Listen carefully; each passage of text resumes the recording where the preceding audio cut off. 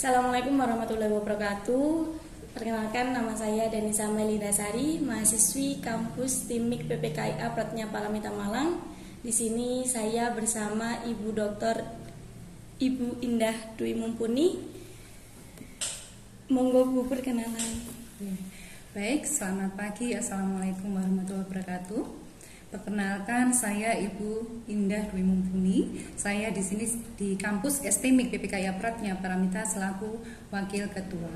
Terima kasih Bu Indah yang sudah memperkenalkan diri.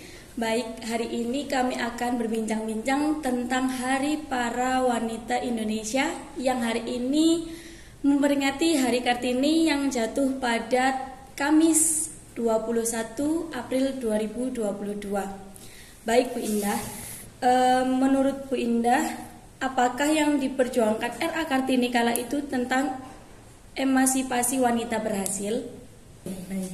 Menurut saya, kemudian menurut sejarah RA Kartini yang Bu Indah sendiri juga menurut pengalaman ya, belajar dari sejarah beliau gitu ya, dibilang berhasil bahwa untuk memperjuangkan baik hak asasi manusia, asasi wanita, dan juga memperjuangkan emansipasi perempuan itu sendiri. Dicontohkan bahwa sebagai hak tadi ya, yang sebelumnya pada saat itu kan di masa tahun 1879 ya beliau lahir.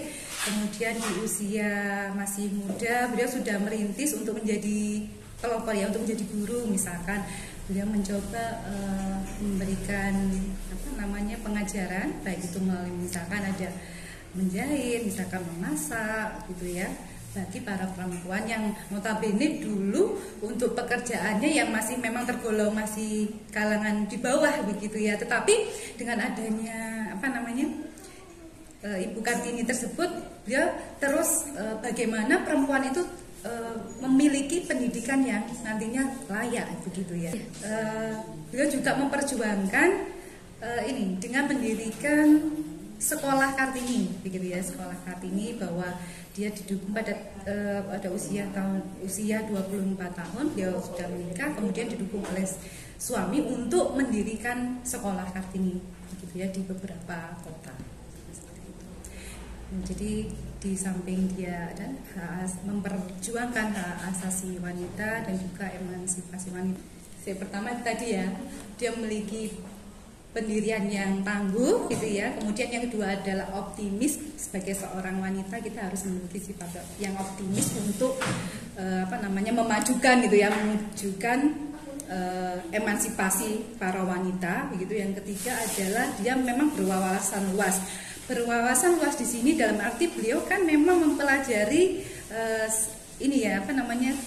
buku-buku yang dia pelajari, kemudian dari koran dan majalah. Jadi dia memang dia butuh buku, istilahnya seperti itu. Jadi informasi yang didapat, kemudian dia juga bisa menuliskan gitu ya, untuk menerbitkan sebuah buku yang berjudul itu Habis Gelap Terbitlah Terang, itu kan bukunya beliau begitu ya.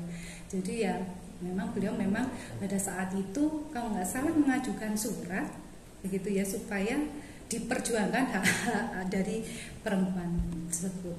Nah disitulah pada tahun kalau nggak salah 1964 kemudian pemerintah mengeluarkan bahwa si pelopor, salah satu pelopor tokoh wanita tersebut yaitu Bu RA Kartini sebagai Hari Kartini tersebut. Jadi pada tanggal 21 April jadi sudah beliau dinyatakan ya sebagai pelopor tokoh wanita di Indonesia gitu. Berarti bukan satu-satunya, tapi merupakan salah satu tokoh wanita di Indonesia gitu. Dia memperjuangkan hak asasi perempuan dan juga memperjuangkan emansipasi wanita pada saat itu. Baik, menurut Bu Indah dari ulasan yang disampaikan tadi, yang perjuangan kala itu berhasil. Untuk parameter apa yang menjadi tolak ukur perjuangan RA Kartini kala itu pada hari ini? Ya, yang pertama tolak ukurnya adalah dari ini tadi ya, hak-hak wanita yang harusnya kalau dibandingkan dulu dengan sekarang itu di usia muda gitu ya, kita bisa beradaptasi dengan yang lain ya. Sedangkan kalau di zaman yang dulu kita masih terbatas gitu kan. Ya kamu di rumah aja dipingin gitu dan segala macam yang menurut budaya mereka memang harus misalkan dipingin. Sedangkan di masa sekarang anak usia muda dia sudah kemana-mana kan gitu, boleh kemana. Jadi tidak dibatasi. Tetapi tentunya tetap ya peran orang tua ini sangat membantu ya. Bagaimana sih seorang ibu gitu yang mendidik anaknya supaya tahu batas-batas mana yang baik, mana yang tidak baik kan gitu. Nah, itu yang kedua adalah dari sisi pendidikan. Di mana pendidikan itu kan tidak hanya sebatas SD kita sekolah, tetapi bagaimana kita memperoleh pendidikan setinggi mungkin kan gitu ya. Nah, itu juga merupakan peluang dan kesempatan bagi para wanita saat ini gitu ya. Tetapi dengan tidak menyombongkan dirinya bahwa kalau saya berpendidikan tinggi saya harus sombong, harus ini, enggak juga gitu ya. Kita harus bisa memposisikan kodrat seorang wanita gitu ya. Kita juga harus menghargai misalkan para suami kita kan gitu ya.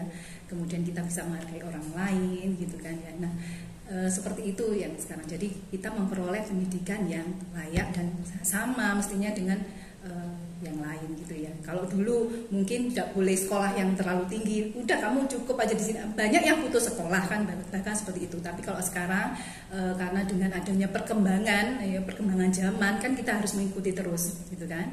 Apalagi kalau tuntutan seorang dosen misalkan kita harus minimal S2 gitu kan. Kalau ingin jenjang karirnya lebih tinggi kita harus kuliah kembali kan gitu ya. Kemudian dari sisi pekerjaan kan tidak hanya menjahit, kemudian hanya memasak, kan tidak hanya sebatas itu ya. Jadi untuk pekerjaan pun yang dimana wanita bisa mengerjakan yang tadinya itu pekerjaannya laki-laki, tapi perempuan pun juga bisa menghandle itu semua kan ya. Yang sekarang misalkan saja pekerjaan security dulu memang ada kebanyakan dari laki-laki kan ya, tapi sekarang perempuan juga bisa menjadi security kan gitu ya. Tetapi yang ada beberapa yang memang tidak bisa dikerjakan oleh wanita. Contoh apa misalkan semacam pilot apakah ada wanita yang dia pekerjaan pilot seorang wanita? Pernah tahu? Ada ya? Oh ya maaf ya. Soalnya kalau laki-laki itu kan biasanya perhitungan dan segala macam kan dia pasti di sana gitu ya. Jadi realitanya juga gitu. Tapi sekarang kayak yang pembersihan gedung dan segala macam juga sudah dihandle oleh para wanita kan gitu ya. Jadi kesetaraan itu, tapi tetap kita sebagai perempuan kita harus memiliki batasan-batasan kodrat seorang wanita gitu ya. Jadi jangan sampai melebihi dari seorang laki-laki dimanapun. Seorang laki-laki itu adalah seorang pemimpin kan gitu ya. Sebagai kalau di rumah misalkan dia sebagai pemimpin rumah tangga gitu, masa dikuasai oleh seorang perempuan gitu. Jadi kita harus saling menghargai meskipun posisi beliau juga sebagai pemimpin gitu. Kalau komunikasi dulu memang masih terbatas dari persoalan orang ya. Kalau sekarang gitu karena informasi mengikuti perkembangan zaman, akhirnya tidak hanya melalui komunikasinya secara tradisional lah ya, tetapi kita bisa mencari informasi ya maupun komunikasi itu sudah melalui digital gitu ya. Kalau dulu memang belum ada digital, sekarang sudah dengan adanya digital sehingga informasi itu semua sudah kita dapatkan melalui dunia maya kan, di internet misalkan seperti itu. Baik, tadi kan Ibu Indah membahas tentang pendidikan perempuan. Bagaimana pendapat Ibu terkait kasus-kasus tanggapan skeptis sebagian masyarakat tentang perempuan berpendidikan tinggi? Ya, kalau menurut saya itu ya kan itu sebenarnya pilihan gitu ya. Pilihan dalam artian gini, ketika dia mencapai kesuksesan dengan tidak berpendidikan tinggi, dia bisa sukses gitu ya. Tetapi untuk pengetahuan, kemudian memperdalam ilmu dan wawasannya itu tidak sebanding apabila kita memperoleh pendidikan tinggi gitu loh. Jadi kan sekarang masih belum jelas ya, maksudnya kenapa sih kok kita harus berpendidikan tinggi kan gitu. Tetapi ya memang sebagian masyarakat kalau yang saya tidak perlu sekolah tinggi, wong saya juga sudah bisa berhasil, bisa sukses dengan mempunyai usaha kan. Tetapi kan di zaman sekarang kita tidak bisa hanya sebatas itu kan gitu ya. Dengan adanya berpendidikan tinggi, bagaimana sih kita memperoleh menambah ilmu kita gitu ya, menambah ilmu kita supaya luas kan gitu ya. Kalau dengan usaha ya mungkin ya terbatas juga, kalau usaha yang dipelajari itu aja. Tetapi kalau kita dengan kuliah misalnya berpendidikan tinggi, kita selain bersosialisasi dengan teman yang lain gitu ya, kita bisa sharing knowledge kan gitu ya. Kita bisa dicontohkan oleh dosen-dosen maupun gitu ya, dosen-dosen yang sudah berpengalaman gitu ya, melalui riset-riset dan segala macam gitu. Jadi tadi Bu Indah membahas tentang pengalaman. Untuk pengalaman, apakah Ibu memiliki pengalaman tentang perlakuan diskriminatif hanya karena perbedaan gender? Kalau sejauh ini Bu Indah belum pernah sih ya mengalami itu. Pendeskripsian gender itu ya. Karena berdasarkan pengalaman dari pengajaran dan pendidikan dari orang tua yang memang ada batas-batas yang memang ini loh untuk ranahnya laki-laki, ini ranahnya perempuan, kita sudah diajarkan gitu. Jadi sampai sejauh ini Winda belum pernah diskriminasi tentang gender. Alhamdulillah Ibu Indah belum pernah mengalami kejadian-kejadian buruk tentang gender ya Bu Indah ya. Baik, untuk pertanyaan selanjutnya, kalau boleh tahu Ibu Indah kan sebagai orang nomor 2 di STIMIK PPKIA Pratnya Paramita Malang. Jadi untuk saya ingin menanyakan, apakah impian Ibu Indah? Impian saya adalah tercapainya visi dan misi dari perguruan tinggi STIMIK PPKIA Pratnya Paramita, di mana pada tahun 2025 kampus STIMIK PPKIA Pratnya Paramita menjadi perguruan tinggi swasta yang bereputasi nasional, ya, bereputasi nasional berbasis keunggulan, di mana keunggulan tersebut perguruan tinggi memiliki tridharma, baik pendidikan dan pengajaran, penelitian dan pengabdian, yang nantinya dalam rangka meningkatkan sumber daya manusia yang berdaya saing global, kemudian nasionalis dan religius. Itu kan memang visi misi dari bulan. Itu kalau terwujud berarti kan tercapai kan ya. Nah, tentunya untuk mewujudkan itu Bu Indah juga tidak bisa mencapai tujuan visi misi tersebut tanpa adanya kerjasama gitu ya, adanya kerjasama, kemudian ada kolaborasi, kemudian ada sinergi dari berbagai stakeholder di kampus. Itu sih. Kemudian yang tadi sumber daya manusia yang berdaya saing global itu mulai tahun 2020 kan di kampus Timata sudah menerapkan program MBKM ya, Merdeka Kampus ini Merdeka Belajar Kampus Merdeka. Nah itu kan salah satu program dari Kemendikbudristek kan ya, bahwa perguruan tinggi harus menerapkan itu. Jadi di mana di pendidikan tinggi, mahasiswa tidak hanya belajar di lingkungan perguruan tinggi saja, tetapi dia juga harus bisa belajar di perguruan tinggi yang lain, misalkan seperti itu. Kemudian itu berarti pertukaran mahasiswa ya, bukan mereka belajar namanya. Kemudian untuk yang dosen juga seperti itu, dosen mengajar tidak hanya di kampus, tetapi dia bisa mengajar di sekolah-sekolah SD, misalkan SMP. Nah itu mulai tahun kemarin juga sudah dosen kami juga sudah ada yang lolos seleksi itu ya untuk menerapkan itu. Kemudian yang ketiga adalah program MSIP. MSIP itu adalah program magang dan studi independen bersertifikat. Nah, alhamdulillah mahasiswa STIMIK PPKIA Pratnya Paramita ada 4 mahasiswa yang dimana satunya dia ikut di program magang alhamdulillah lolos, yang 3 adalah mengikuti studi independen di industri. Jadi 4 di angkatan pertama dan juga di yang sekarang di semester 2 juga angkatan kedua ini juga ada 4 mahasiswa, yang 1 magang dan yang 3 juga diterima di studi independen di perusahaan. Yang tentunya berdasarkan passion dari masing-masing mahasiswa ya, mereka mencari pengalaman gitu ya, mencari pengalaman kemudian juga mendapatkan sertifikat. Jadi tidak hanya materi-materi yang ada di dalam kampus, tapi juga di dunia industri itu seperti apa gitu. Nanti mahasiswa juga mulai belajar dan menimba ilmunya di sana. Secara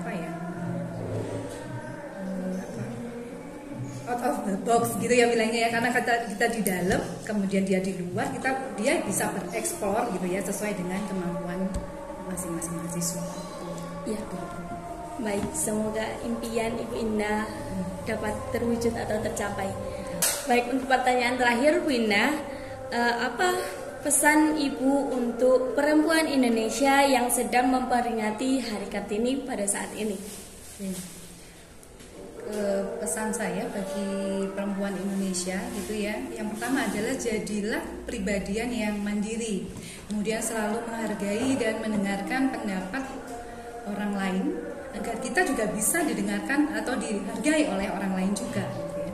Kemudian yang kedua adalah bersikap dan berpikiran positif terhadap semua orang agar dapat membawa dampak ya. Kalau kita berpikiran positif otomatis gitu kan ya, kita akan mendapatkan kebaikan gitu kan, seperti itu bagi kita semua. Kemudian yang ketiga adalah bertanggung jawab atas semua persoalan yang ada. Jadi kita tidak perlu menghindari semua persoalan, tetapi sebagai tanggung jawab kita gitu ya, sebagai tanggung jawab kita, bukan sebagai beban, tetapi harus masalah yang ada harus dapat diselesaikan dengan baik kan gitu. Kemudian yang keempat adalah jangan pernah mengeluh, tetap optimis dan selalu bersyukur dengan apa yang kita miliki. Kemudian yang terakhir ya, manfaatkan peluang dan kesempatan dalam memperoleh pendidikan, kemudian pendidikan yang layak atau yang tinggi tadi ya. Kemudian karena dengan berpendidikan selain dapat menambah ilmu, kita memperoleh wawasan serta dapat merubah pola pikir kita secara bijaksana. Itu pesan bagi para perempuan Indonesia. Baik. Terima kasih Bu Indah atas waktunya. Semoga dari kesan dan pesan Bu Indah para perempuan Indonesia bisa melaksanakan pesan dan terima kasih. Dan itulah tadi perbincangan antara saya dan Bu Indah. Semoga dapat bermanfaat bagi kita semuanya. Selamat Hari Kartini tahun 2022. Wassalamualaikum warahmatullahi wabarakatuh. Keluarga besar kampus Timata Malang mengucapkan selamat Hari Kartini 21 April 2022.